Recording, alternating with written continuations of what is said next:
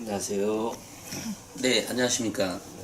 오늘도 그 정명근 선생님과 함께 하고 있습니다. 우리가 계속해서 예. 어떤 사례를 학생들의 어떤 내신 성적이나 모의고사 내지는 뭐 학교 생활 기록 전반을 다 볼 수는 없지만 예. 어느 정도 역량을 갖고 있는지에 있는 학생들을 가지고 우리가 이제 어떤 상담을 해드렸는데요.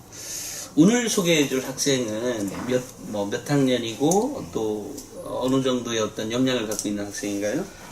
이 학생은 현재 시골 고등학교 1학년 학생입니다. 근데 이 학생은 제가 중학교 3학년 때 이 학생을 만나고 그래서 고등학교도 시골로 가도록 이렇게 권고했고 또 고등학교 들어간 이후에도 원래 시골 학생이었기 때문에 네. 내가 관리를 좀 해주겠다 이렇게 약속한 학생이었고 지금 현재도 이 학생하고 문자를 주고받으면서 메일을 주고받으면서 연락을 하고 있는 학생입니다. 이 학생이 상담한 것은 언제였던 거죠, 혹시? 지금 1년 전쯤 중학교 3학년 이게 지금 삽교처 근처였던 시골 중학교인데요. 이렇게 지역 이름을 밝히세요? 밝히지 마니까. 아직 시골이기 때문에 네. 제가 거기 이제 시골에 학부형 강의를 갔다가 아까 못 들으신 걸로 해주시면 감사하겠습니다. 어쨌든 시골에 있는 학교로 예. 일부러 추천을 해주셨다 이건가요? 강의를 갔다가 강의를 학부모 강의 학교로 학교로 학부모 강의를 갔다가 학부모 강의를 갔다가 네. 학부모님이 네. 이제 며칠 후에 네. 그 학교의 교장 선생님께서 관심 있는 분들이 많기 때문에 좀 상담해 줄 수 있느냐 개별 상담을 네. 그래서 추후에 학교 방문을 다시 해서 그래서 몇 분 학부형들을 학생하고 함께 네. 상담해 준 학생 중에 하나였습니다. 이 학생의 사례는 예. 작년에 제가 선생님 만났을 때 예. 대충 얘기 들었던 학생일 가능성이 있습니다. 그럴 수도 모르죠. 그러니까 이 학생이 그 당시에 초등학교 선생님이 되고 싶다고 예, 해서 맞습니다. 예, 초등학교. 예. 그래서 이제 학교를 그러면 도시에 있는 학교로 가는 게 좋겠냐, 예. 아니면 뭐 시골에 있는 학교로 가는 게 좋겠냐, 뭐 이런 거 얘기였었죠. 예, 맞습니다. 예. 그래서 이 학생이 결국 시골로 갔네요. 예. 그 집하고도 많이 떨어져 있어요, 혹시? 아니, 떨어져 있지는 않습니다. 지금 전혀 부모님이, 왜냐면 이 학생이 이제 시골 중학교라는 것은 대학 입시에서 이제 농어촌 전형이라는 게 있기 때문에 아무래도 도시 나와서 경쟁하는 것보다 우선 시골에서 우선은 자기 내신 관리하고 농어촌 전형을 좀 살려야 되기 때문에 일단 공부하는 방법은 제가 고등학교 와서도 그래서 지도해주겠다. 그런 일단 내신 관리를 하는 좀 쉬운 쪽에서 고등학교 선택하면 좋겠다라고 해서 집 근처에 있는 고등학교를 가도록 그렇게 지도한 학생입니다. 참 여기서 이제 농어촌 전형이 나왔으니까요. 예. 농어촌 전형을 잠깐 말씀드리면 예. 중학교, 고등학교 6년 동안 예. 시골에 있는 학교여야 하고 그 아이가 그렇죠. 예. 엄마 아빠도 시골에 예. 그 집이 있어야 되는 거죠. 예. 거주가. 예. 그래서 엄마 아빠가 그렇고 이 학생이 6년 동안 했을 때 농어촌 전형으로 대학에 갈 수 있는 그 전형이 있어요, 그죠? 예, 특별 전형입니다. 특별 전형. 예. 그렇죠. 이런 특별 전형에 이 아이가 이제 초등학교 교사니까 예. 초등학교 교사면 교대를 가는 거죠. 예, 교대 갑니다. 그 교대의 특별 전형을 노리고 예. 어쨌든 시골에 있는 걸로 이제 상담을 해주셨겠네요. 예. 예, 이런 학생들 농어촌 지원하는 게 좋은 경우가 사실 농어촌 전형인 경우에는 수능을 안 봅니다. 전국에 있는 거의 모든 교대가. 그래서 내신 관리만 하나만 하면 되기 때문에 좀 수월하죠, 아무래도. 근데 만약에 이 학생이 도시로 나오게 되면 내신 관리도 어렵고 또 수능 관리도 어렵고 사실 이렇게 이중부답을 안기 때문에 그래서 본인이 정말로 초등학교가 학교사가 꿈이었다면 좀 자기 꿈하고 좀 멀어질 수 있다는 생각 때문에 그래서 농어촌 전형에 해당되는 시골 고등학교를 가도록 그렇게 권유한 학생입니다.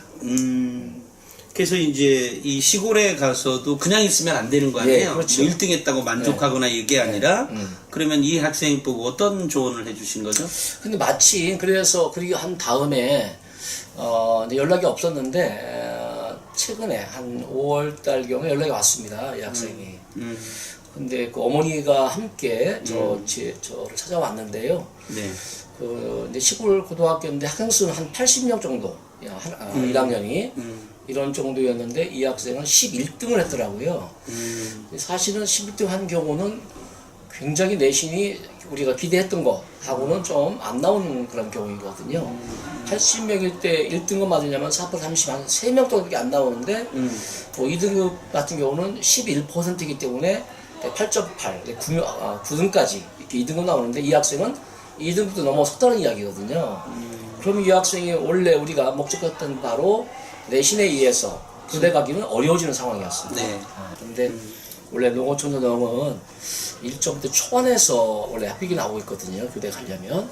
이 학생은 우선은 11등 했다는 이야기는 그 시골 학교인데도 불구하고 내신 관리하기 위해서 여러 명의 학생이 좀 와 있다라는 것을 알 수 있었고 또 쉽지만은 않을 수 있다 이런 생각이 들어가서 이 학생이 굉장히 이렇게 울면서 저한테 또 와서 자기 심정을 털어놓는 일이 있었습니다. 선생님, 네. 잠깐만. 그 지금 내신 등급을 잘 맞추기 위해서 예, 시골로 보냈는데 그 시골로 보냈는데 예, 이미 그런 것을 이미 아는 노리고. 다른 학부모들도 예. 이미 와 있더라. 예, 그렇습니다. 이거 다른 경쟁이 치열한데요. 예. 네. 그러다 보니까 자기가 원하는 교대는 갈 수 없지 않느냐 이 학생이 그 학생들을 따라가기가 만만치 않을 것 같다 라고 하면서 아이가 굉장히 실망하는 그런 상황이었습니다. 그래서 어떻게 상담을 해주실까요? 그래서 이 학생한테 오히려 전화위복가 아니냐 이렇게 했습니다. 이 학생한테 두 가지 이야기를 했는데요. 첫 번째는 교사가 나아가야 될 방향에 대해 길에 대해서 이야기했습니다. 원래 의사는 다른 사람의 어떤 생명을, 목숨을 다루는 직업이지만 교사는 남의 삶을, 인생을 책임지는 직업이 아니냐. 단순히 내가 어떤 기본이 안 된 상태에서 그냥 교사만 된다고 해서 훌륭한 교사가 되는 것은 아니지 않느냐. 사실은 네가 지금 거기서 11등 했다는 이야기는 그만큼 능력이 아직은 덜 되고 있다. 무르익지 않았다. 네가 거기서 내신만 따가지고 만약에 교대를 간다면 경험이 없기 때문에 네가 공부한 그대로 네가 나중에 교사가 되었을 때 아이들도 지도할 거 아니냐. 그럼 내가 만난 그 아이들은 얼마나 불행할까 사실은. 그래서 내가 왜 이렇게 11등밖에 안 나오지? 그 원인 분석을 해서 지금부터 준비해 나간다면 비록 지금 농어촌을 못 간다 하더라도 다양한 길이 있다는 사실을 그 학생한테 알려주었습니다. 뭐 예를 들어 지금 뭐 그렇게 선택한 학생이 그 아이만 있지 않을 것 같고 뭐 다양한 선택이라고 한다면 어떤 선택이 있는 거죠? 그래서 이 학생한테 우선은 아주 차례차례 설명을 해주었습니다. 네. 우선은 내신 관리가 일반 고등학교보다는 쉬운 건 사실 아니냐. 네가 그런 정도 11등 했다는 이야기는 국어나 영어나 수학에 문제가 있다는 얘기인 것 같다. 사실은 기본적인 네가 중학교 다닐 때 시골 중학교에서 1등을 했지만 사실은 원래 기본적인 그런 학업적인 역량에 볼 때는 국어에 문제가 있고 영어도 문제가 있고 수학이 문제가 있었다는 것을 노출시킨 거다. 일단은 네가 그걸 인정해야 된다. 그걸 네가 인정하지 않으면 나중에 더 큰 코 다칠 수 있다. 네가 교사가 되었을 때 더 어려운 일을 또 네가 만나는 그 학생들이 어려울 수 있다. 네네. 그런 얘기를 해주면서 우선 네가 그 학교 갔으니까 내신만 따려고 하지 말고 내신 따기가 수한 것만큼 네네. 네 능력을 지금 키우는 쪽에서 공부를 했으면 좋겠다. 이렇게 얘기를 해주면서 우선은 수능에서 국어, 영어, 수학에 어떤 학생들이 수능이 잘 나오는지 이에 대한 아이한테 학생한테 이야기해 주었습니다. 사실은 그래서 이제 입시의 어떤 그 전형을 얘기해 줬는데요. 우리가 교대를 갈 때는 교대도 다양하게 뽑는다. 네가 중학교가 시골 중학교 나왔기 때문에 농어촌 전형으로 갔으면 좋겠다. 수능을 안 보고 라고 했는데 만약 그것이 안 되면 일반 전형으로 수시에서 갈 수 있단다 라고 얘기했습니다. 일반 전형에서는 대개 1.6이나 1.7까지 내신 네네. 합격이 나오고 물론 수능 최저가 있습니다. 이 경우 때는 수능 최저를 맞출 수도 있고 또 상황에 따라서는 학업적 역량이 뛰어나지면 또 2등급선에 또 가더라도 수시에서 학생도 종합전형으로 뽑힐 수도 있습니다. 또다시 이렇게. 그래서 1점대 초반일 경우에는 농어촌하고 수능 최저 없이 1점대 중반이 넘어질 때에는 최저 이시 그러니까 수능 최저로 있는 상황 일반전형으로 지원하는 것이고 또는 만약에 정말 최저가 여의치 않게 안 나왔을 때 때는 네가 국어, 영어, 수학에 대한 기본적인 역량, 학습 역량이 키워져서 종합전형으로 최저 없이 또 갈 수 있다. 이렇게 다양한 길이 있는데 여기서 또 나오지 않았을 때에는 국어, 영어, 수학을 제대로 공부를 했을 때 정시에서도 합격이 나올 수 있다. 그렇다면 네가 지금 11등이라는 사실만 기억하려고 하지 말고 그 아이라는 데가 확실히 뒤쳐져 있다. 사실 인식하에 네가 3년 동안 내가 지금부터 시키는 공부를 제대로 해서 학업적인 역량을 남들이 보여주는 얘가 똑똑하다, 능력이 있구나 이렇게 가면 더 떳떳하고 오히려 네가 공부를 이렇게 해서 성공한다면 나중에 네가 교사가 되었을 때 그 어려운 아이들, 성적이 안 나오는 아이들 네 경험담을 통해서 그런 수많은 아이들을 키워낼 수 있다는 사실을 기억했으면 좋겠다 라고 이야기를 해줬습니다. 그리고 학생에게 학업 역량을 키움으로써 갖는 이제 자존감, 자긍심, 뭐 이런 거를 좀 동기부여를 좀 더 해주신 거네요. 그렇죠.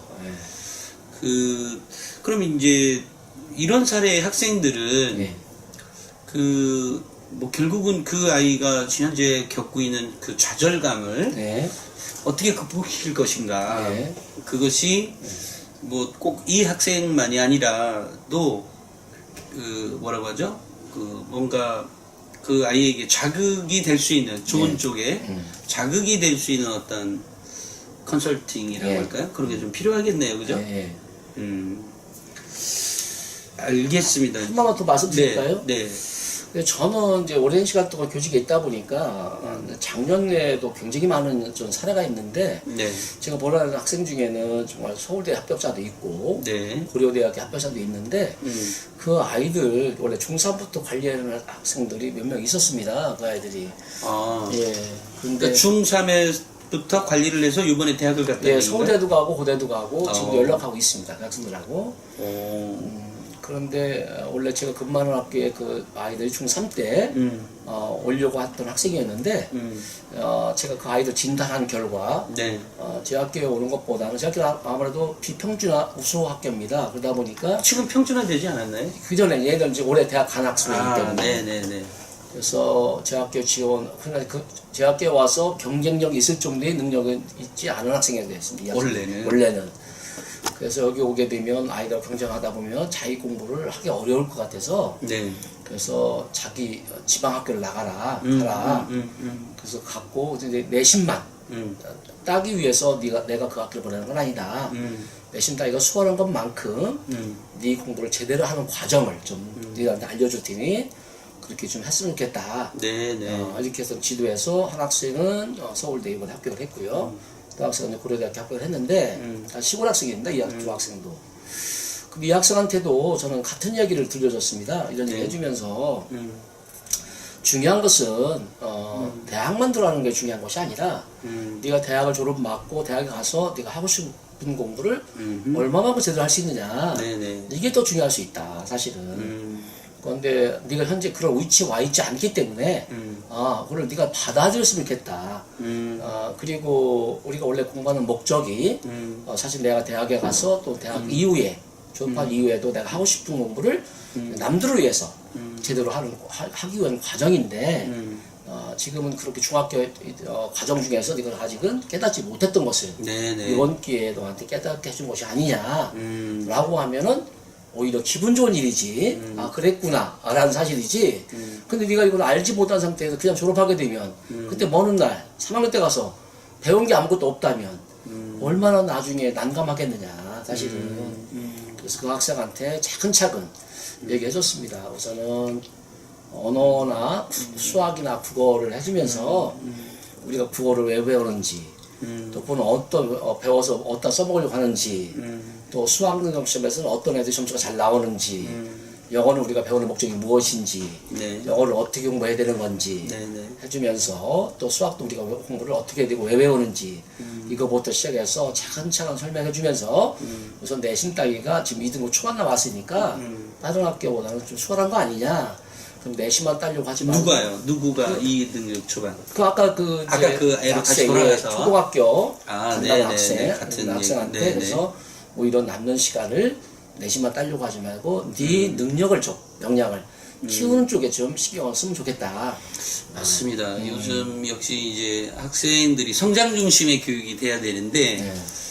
이게 당장 이제 내신 등급이 성적 중심이죠. 그렇죠. 성장이 아니라. 그렇죠. 당장 이제 닥치는 결과물을 받다 보니까 네.